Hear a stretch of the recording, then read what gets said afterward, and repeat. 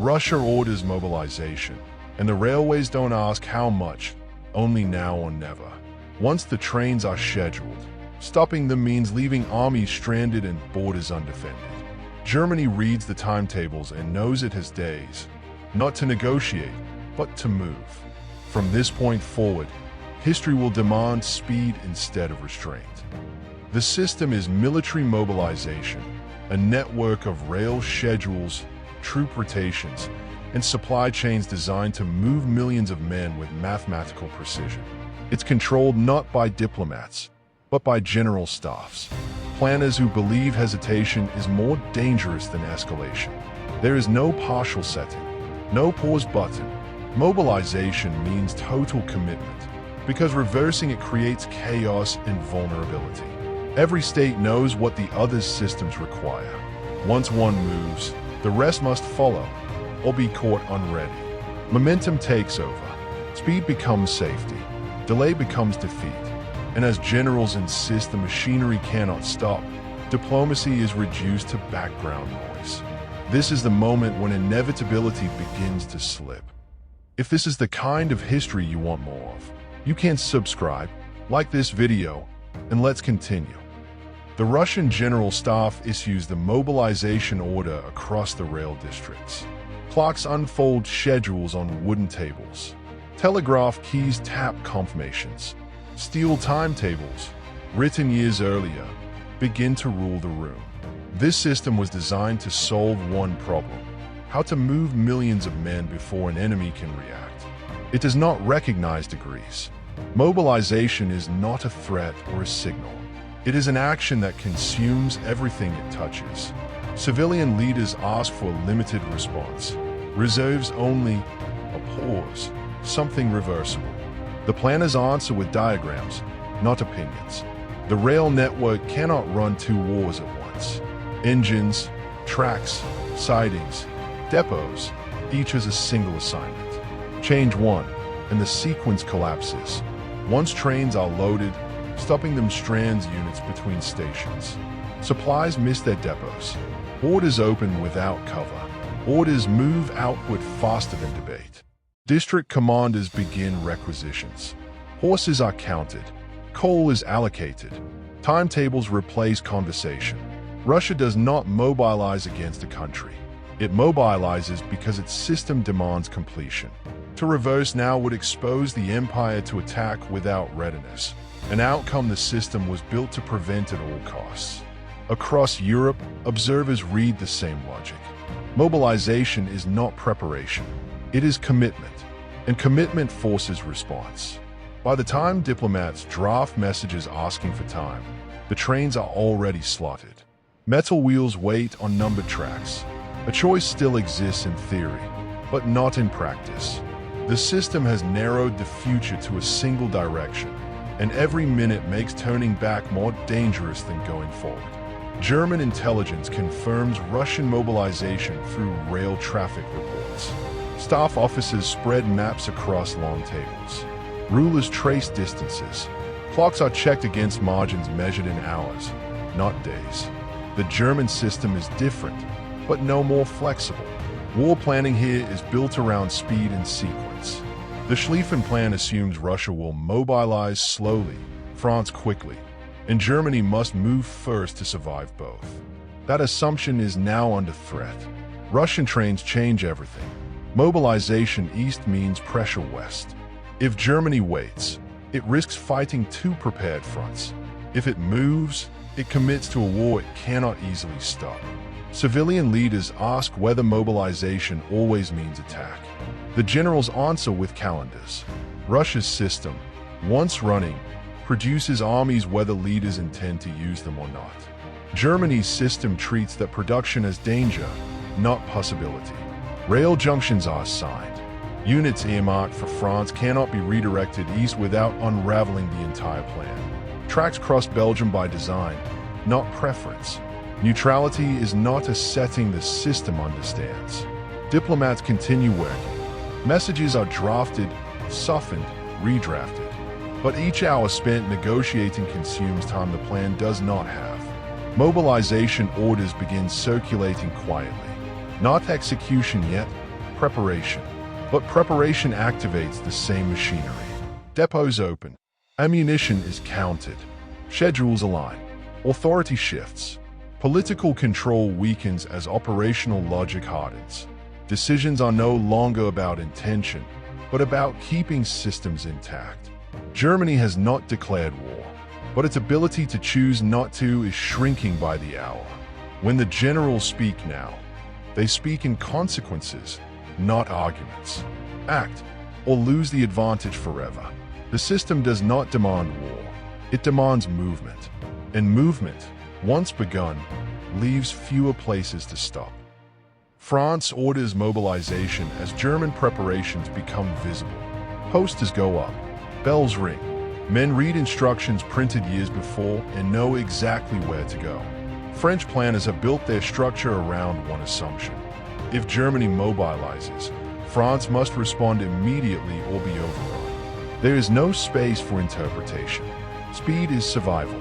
Mobilization stops being bilateral and becomes systemic. One movement triggers another, not by alliance alone, but by design. Civilian leaders hesitate. They ask whether mobilization can be framed as defensive. The answer is administrative. Trains do not carry intentions. They carry men, equipment, and deadlines. French rail schedules begin to override political caution. Units positioned to guard borders cannot be reassigned without delay. Delay risks collapse at the point of contact. The pressure compounds. Each country's attempt to protect itself shortens the reaction time of the next. No one controls the whole sequence.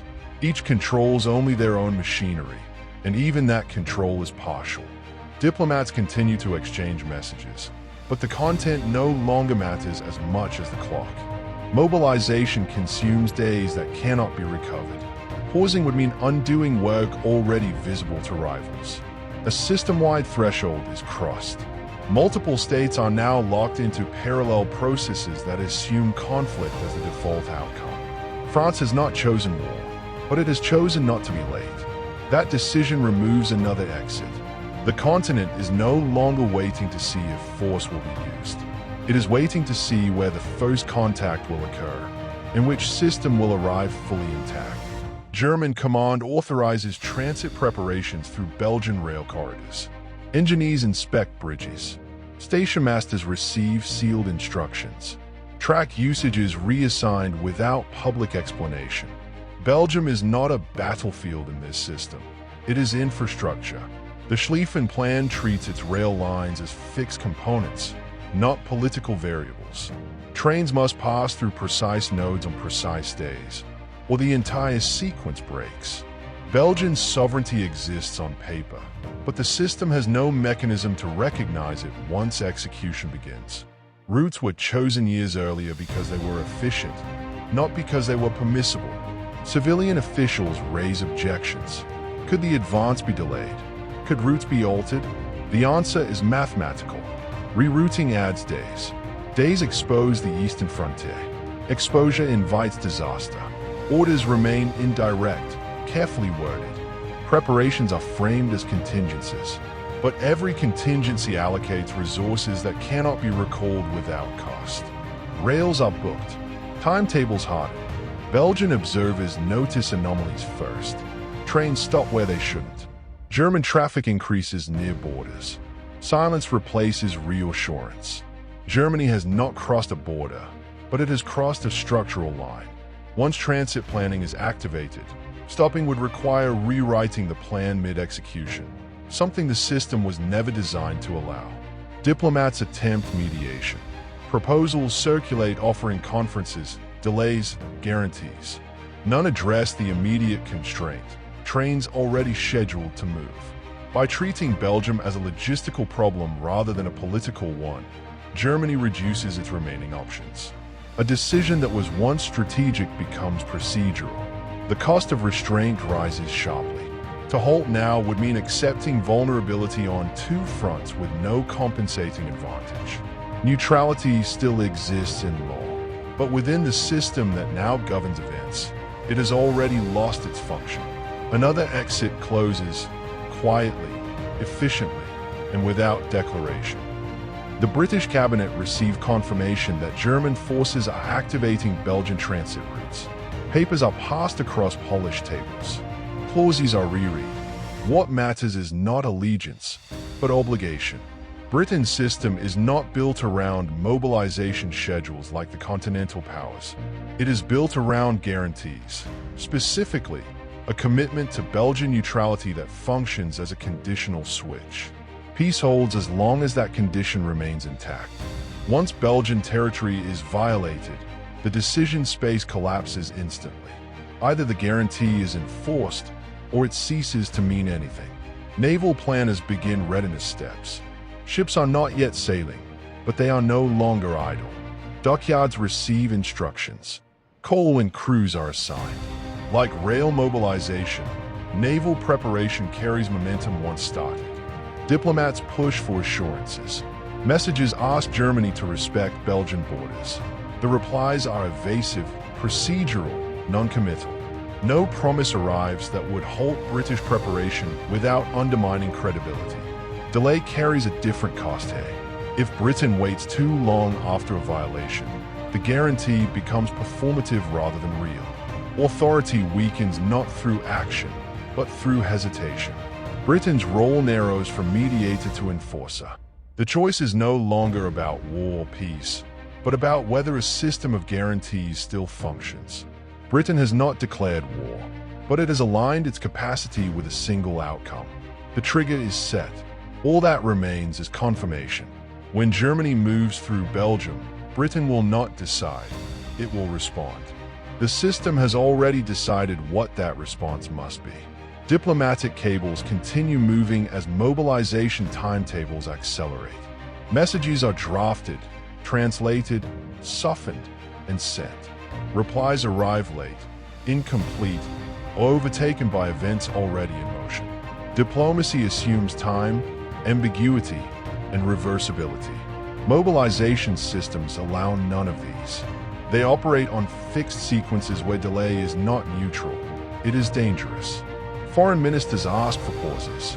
Conferences are proposed. Assurances are requested.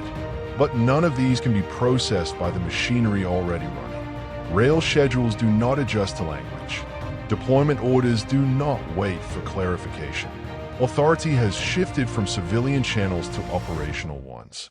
Diplomacy does not fail because it is ignored. It fails because it no longer governs outcomes.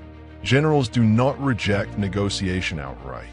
They acknowledge it, then explain why it cannot interrupt execution. Stopping now would scatter forces mid-movement, expose borders, and signal weakness to adversaries operating under the same constraints. Each state believes it is acting defensively, preserving readiness. But every defensive step appears offensive to the next system down the line. Telegraph rooms fill with traffic. Clocks work through the night. Silence grows more alarming than bad news. When a message does not arrive, planners assume the worst and prepare accordingly. No single decision creates war. Instead, accumulated commitments make peace increasingly costly. Every attempt to slow the process raises the risk of unilateral disadvantage. Diplomacy still exists, but it now functions as commentary rather than control. It reacts to movements instead of shaping them. The window where words could outrun trains has closed. From this point on, conversation will follow events, not prevent them. The systems that promise security have displaced the tools meant to preserve peace, and momentum continues without waiting for permission. German forces receive final execution orders for Western deployment. Sealed envelopes are opened. Commands are read aloud. What was preparation becomes action. Trains begin rolling toward border junctions at fixed intervals. Units scheduled for the West cannot be paused without colliding with those behind them. The plan assumes forward motion as its only stable state. Until now, mobilization created pressure. Execution removes choice. Once units cross their departure points, recalling them creates confusion more dangerous than advance. Civilian leaders receive updates framed as fait accompli. Questions arrive too late to alter sequencing. Authority exists in name, but the system now governs outcomes. Belgian officials issue protests. Diplomatic language invokes law and neutrality. The German system does not register these inputs. It responds only to distance, timing, and capacity. British observers watch rail reports and border movements converge. Confirmation replaces uncertainty. The conditional trigger moves from theory to expectation. The escalation here is mechanical. No dramatic announcement is required. The system advances because stopping would collapse it internally, not because leaders seek expansion. Across Europe, other systems react automatically. Naval deployments accelerate. Border units dig in. Each action tightens the web further. The final window for coordinated restraint has closed, not because it was rejected, but because it required simultaneous stopping by multiple systems already moving at speed. The cost of unilateral restraint is now existential. Any state that halts alone risks defeat before diplomacy can catch up. Inevitability stops being a forecast and becomes an operating condition. The machinery no longer asks why, only whether the next step has been executed on time. German units cross into Belgian territory at scheduled border points. Bridges are secured. Stations are occupied. Timetables are followed precisely. Belgian authorities issue formal objections. Orders go out to resist where possible. But Belgium's system was never designed to absorb a continental plan moving at full speed. Britain's guarantee activates. Naval orders shift from readiness to deployment. Resistance appears unevenly. Some crossings slow, others hold. None alter the sequence. Across borders, observers update assumptions. France prepares for immediate contact. Russia continues moving west. No one waits to see if this will stop. War exists without declaration as a lived condition. Armies are no longer preparing to meet. They are already intersecting. Britain issues orders to deploy naval and expeditionary forces. Signals leave London for ports and fleet anchors.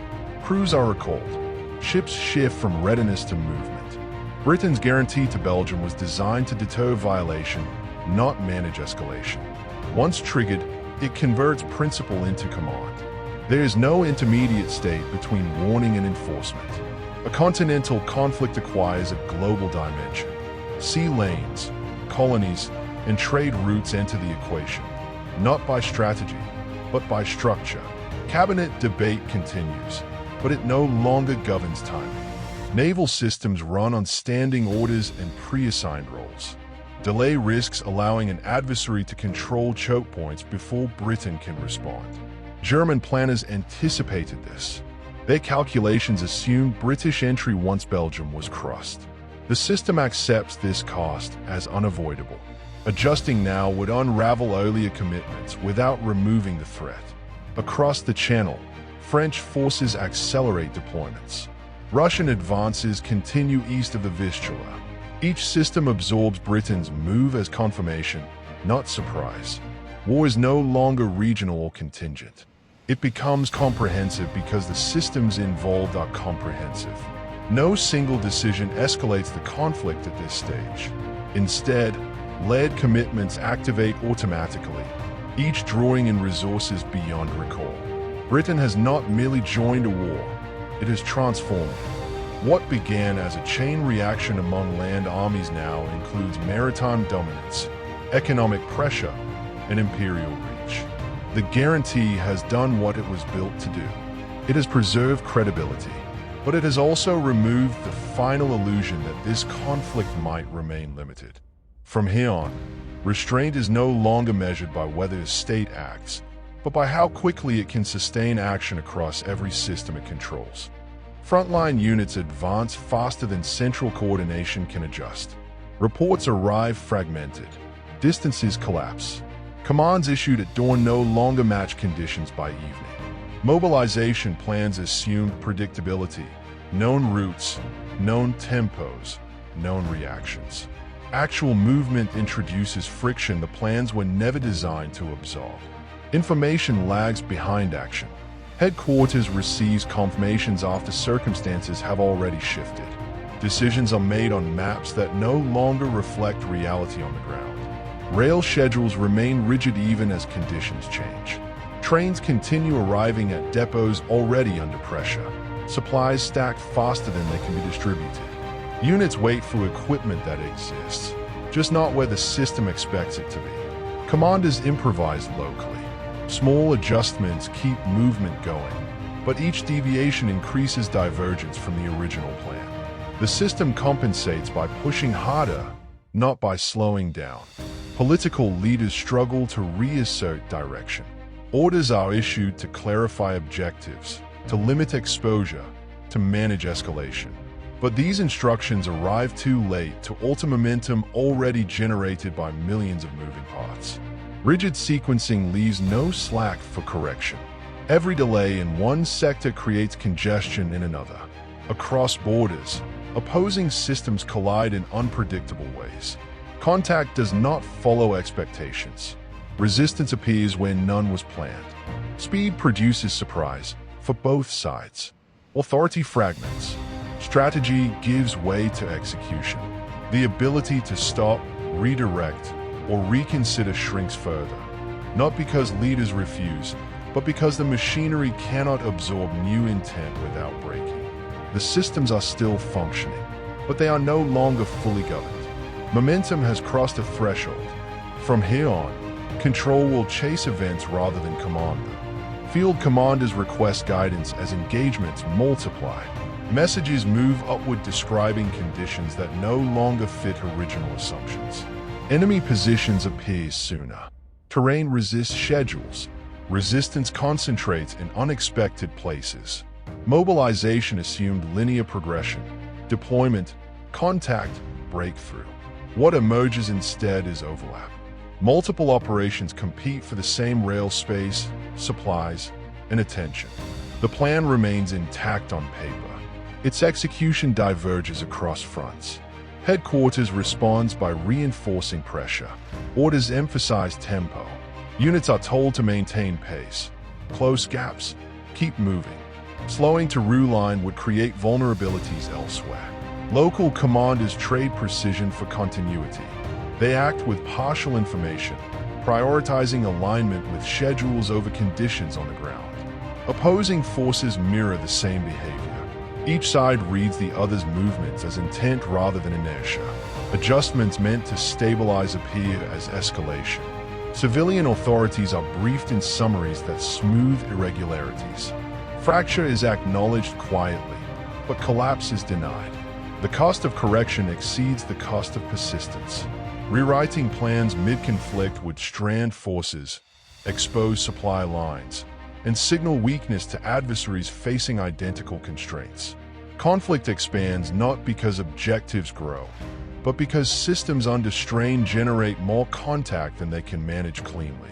The machinery still holds, but only by shedding flexibility. Governments approve emergency measures to sustain ongoing operations. Factories receive expanded contracts. Rail priority shifts from deployment to resupply. Civilian schedules are overridden without debate. Once conflict extends beyond initial plans, survival depends on how much a state can produce, transport, and absorb over time. Decisions shift from whether to continue to how to endure. Mobilization was temporary by design. Industrial commitment is not.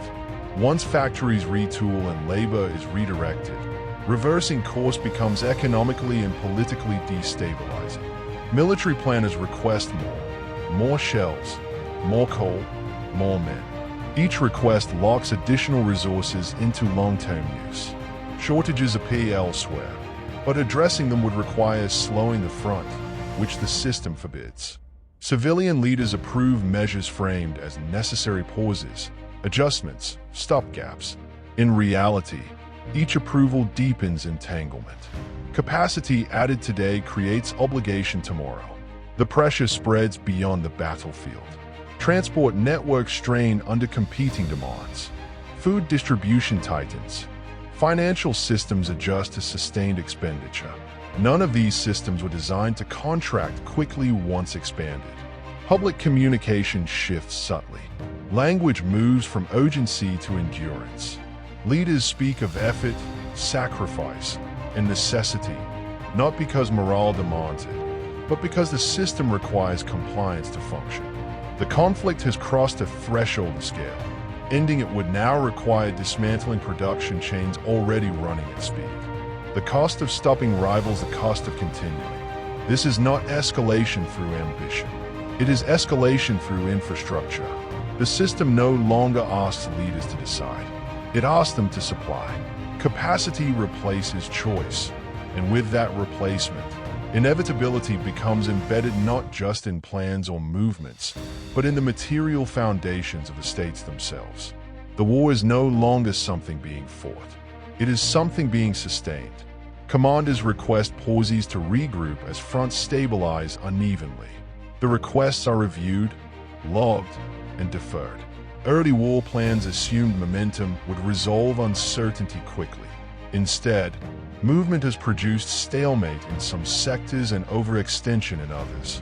Correcting either would require slowing all fronts at once, something no state can guarantee its opponents will do. Delay no longer preserves options. It destroys them. A pause allows the opposing system to entrench, resupply, and recalibrate. Every hour not used to press forward is interpreted as weakness to be exploited. Supply officers warn of strain.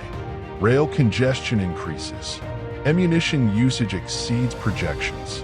Addressing these problems requires temporary slowdown, but slowing risks losing ground already paid for in lives and material. Political leaders ask whether objectives can be revised. The answer is structural. Adjusting goals would require reassigning forces and supply priorities midstream, producing gaps the enemy could immediately target. Persistence is forced even when advantage fades. Systems reward continuity over reassessment. Holding position becomes safer than attempting correction. Opposing forces mirror the same logic. Both sides interpret stability as opportunity and delay as invitation. Escalation without movement. Pressure without progress. The chance to reset, rethink, or disengage has passed not because leaders refused it, but because no system can pause alone without absorbing disproportionate costs. The war does not advance here. It thickens. Governments quietly explore what ending the conflict would require. Staff studies circulate outlining disengagement scenarios. None survive contact with existing commitments. Every plan reveals the same constraint. Stopping does not return conditions to their starting state. Rail networks are saturated. Production chains are specialized. Armies are positioned where supply, not choice, keeps them. Continuing the war is dangerous, but stopping it without coordination is wise.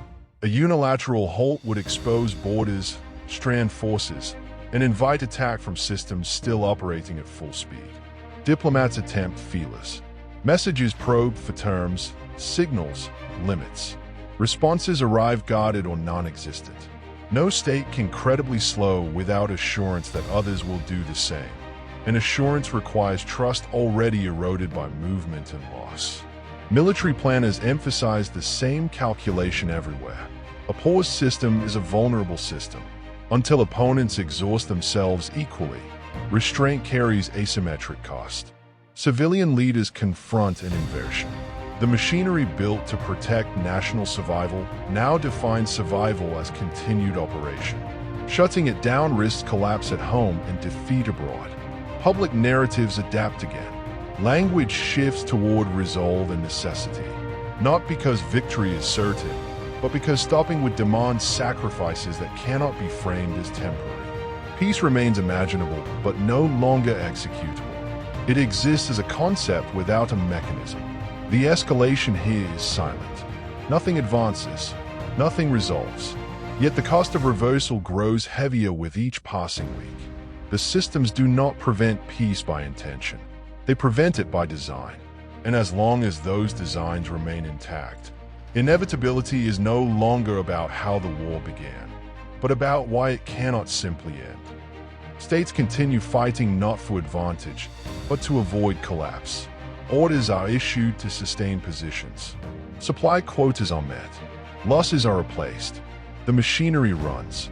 What began as mobilization for security has become a structure that equates stopping with failure. Every institution involved, Military, industrial, financial, now depends on continued operation to remain coherent. Leaders still make decisions, but within boundaries drawn by years of prior planning and months of accumulated commitment. Choice exists only at the margins. The war no longer escalates through new decisions. It escalates through maintenance. Every effort to hold ground generates more demand, more strain, more loss, feeding the system it sustains. Inevitability is fully extracted, not as prophecy, but as condition. Ending the conflict would require dismantling the very structures that keep states functional under strain. No single moment marks this transition. It emerges from repetition, from orders followed because they must be, from production sustained because stopping would fracture society faster than fighting does. The assassination that began the crisis fades into background. What matters now is not why the war started, but why it continues despite its cost. The system has achieved its final form. It no longer serves policy or protection. It serves its own preservation. A telegram sits unread on a commander's desk. It arrived 3 hours ago, but has been at the front lines. The envelope is sealed. The message inside proposes a 48-hour ceasefire to allow retrieval of the wounded. By the time he opens it, the artillery schedule for tomorrow morning has already been printed and distributed to 6 batteries. The guns are registered. The munitions are stacked. The crews have their instructions. He reads the telegram twice. Then he files it with the others. And there you have it. History is full of these incredible moments, and we're just getting started. If you want to experience more epic journeys through time, subscribe to Dramatic History Journeys and hit that like button. See you in the comment section.